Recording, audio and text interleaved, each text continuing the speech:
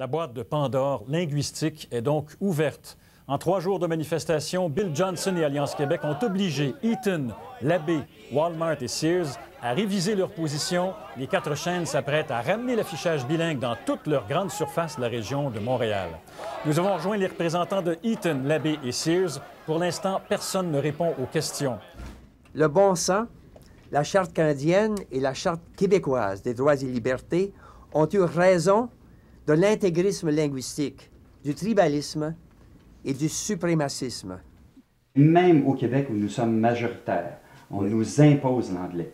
On vous impose. Mais nous imposer... Vous êtes pitoyable, je vais pleurer, vous allez me faire pleurer. Vous avez été, on vous a imposé l'anglais. Oh mon Dieu, pauvre de vous, pauvre de tous ceux qui ont... On nous l'impose encore plus aujourd'hui. Ben, les Québécois sont assez intelligents pour vouloir apprendre l'anglais.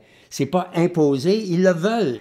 Mais non, avec la mentalité intégriste actuelle, non, attention, c'est comme quand on voit une souris puis on grimpe dans les rideaux. L'anglais, sur le mur, il y a des mots d'anglais, mon Dieu. Oh, l'anglais est aussi grand en lettres que les lettres françaises.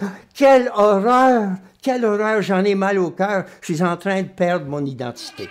Montréal est en guerre, chaque rue est une tranchée. Refuser de la face, c'est ça le vrai danger. Finir étranglé, de plus en plus étranger. Exilé de l'intérieur et du réel retranché. En banlieue réunis, enfin compris. Ton voisin, ton ami, à l'abri derrière le coupe-feu. Loin du conflit, pas des motos pis des gangs de rue. Du combat essentiel à notre survie. L'œuvre de Locolocas est basée sur la résistance puis sur la dignité. Alors, moi, j'ai ma situation de minoritaire menacée. Elle me nourrit comme créateur énormément. Montréal, ville, visage de notre aliénation. Toujours à son acmé. Elle a nié, c'est masqué l'acné. Souvent couche de festivité spectrale. Le coloniser, le botomiser. L'ensemble de notre œuvre à Locolocas, c'est pour essayer d'insuffler de la dignité aux Québécois.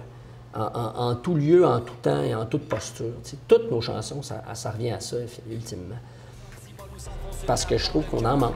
Mais t'es pas en train de crier que son peuple se meurt. Condamné par le doute, immobile et craintif, je suis comme mon peuple, indécis et rêveur. Je parle à qui le veut de mon pays fictif, le cœur plein de vertige et rongé par la peur.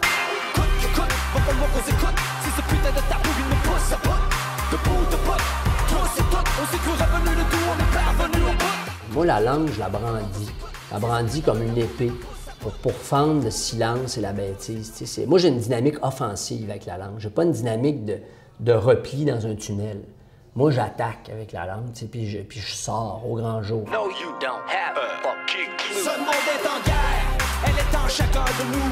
Rentrez derrière vos armes décomplexées, affranchis, affairés, toute frontière franchie et parée. Dans les faits, ça veut dire quoi être québécois? Ça veut pas juste dire payer des taxes au Québec. Ça veut dire prendre faits et gestes pour le territoire où tu habites. Et donc, embrasser la culture d'accueil ou la culture du territoire en question.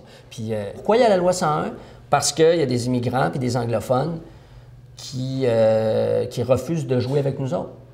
Puis la loi 101, c'est de la faute des anglophones. Si les anglophones avaient dit, c'est vrai qu'on est dans une société francophone, puis on va afficher dans leur langue, parce qu'ils sont majoritaires, puis parce que c'est de la courtoisie élémentaire.